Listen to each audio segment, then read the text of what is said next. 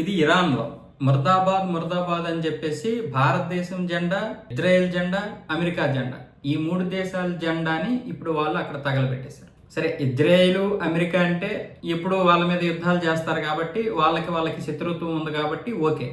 కానీ భారతదేశం ఏం చేసింది? భారతదేశం అంటే ఇరానీయులకి ఎంత మంటో ఈ రోజు రాజకీయ నాయకులు ఏ విధంగా మంట రాజేశారో చూడండి. అంటే ఇక్కడ దేశాలు ముఖ్యం కాదు. ఈ రోజు నిజంగా భారతదేశం ఇరాన్కి సపోర్ట్గానే ఉంది వాస్తవంగా చెప్పాలంటే. కానీ అక్కడ ప్రజల్లో మాత్రం ద్వేషం రగిలిపోతూ ఉంది. ఇంకా ఎప్పటికైనా సరే మన వాళ్ళు ఇంకా మారడం లేదు. అంటే ప్రభుత్వాలు ఎప్పుడు మనము స్నేహంగానే ఉంటాయి అంటారు, కానీ ప్రజలు చూస్తే ఇలా ఉన్నారు. ఎక్కడ చూసినా మత విద్వేషాలు.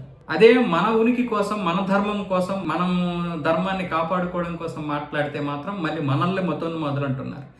దరిద్రం, దౌర్భాగ్యం ఏంటంటే ఈ దేశంలో ఉన్నటువంటి వారే మనల్ని ఈ విధంగా మతోన్మాదులు అంటున్నారు. మన దేశంలో ఉన్నటువంటి వారే మన మీద కత్తులు దూస్తున్నారు, దేశ ద్రోహానికి పాల్పడుతున్నారు. చైనాతో అంటగాగుతారు, అలాగే పాకిస్తాన్తో అంటగాగుతారు, బంగ్లాదేశ్తో అంటగాగుతారు, అమెరికాతోటి.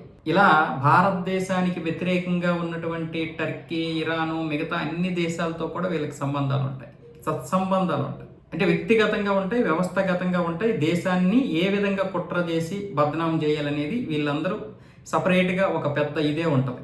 మన తెలుగులో చూసుకున్నట్లయితే ఎంతమంది ఉన్నారు గంజాయి మొక్కలు లాంటి వాళ్ళు. తులసి వనంలో గంజాయి మొక్కలు చాలా మంది మొలిచారు. ఇలా ప్రతి రాష్ట్రంలోనూ ఉన్నారు. అంటే ఎక్కడికక్కడ హిందుత్వాన్ని, హిందూ ముసుగులోనే ఒక రమణమూర్తి గారు లాంటి వాళ్ళు ఈరోజు దేశానికి ఏం చేస్తున్నారు?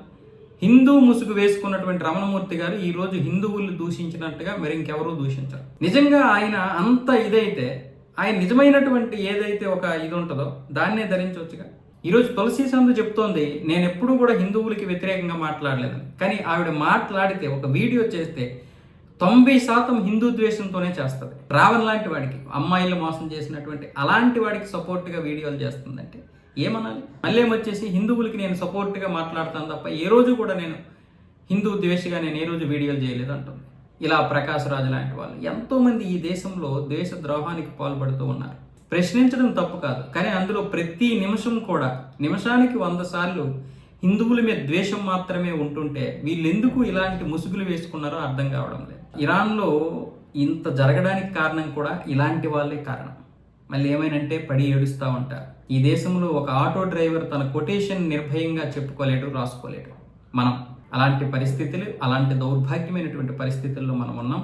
ఇప్పుడు అన్ని దేశాలకి ఇలాంటి వెధవలందరూ కలిసి, చాలామంది ఉన్నారు, వీళ్ళందరూ కలిసి మన యొక్క దీన్ని అమ్మేసుకుంటారనమాట. డబ్బులకు అమ్ముడిపోతూ ఉంటారు.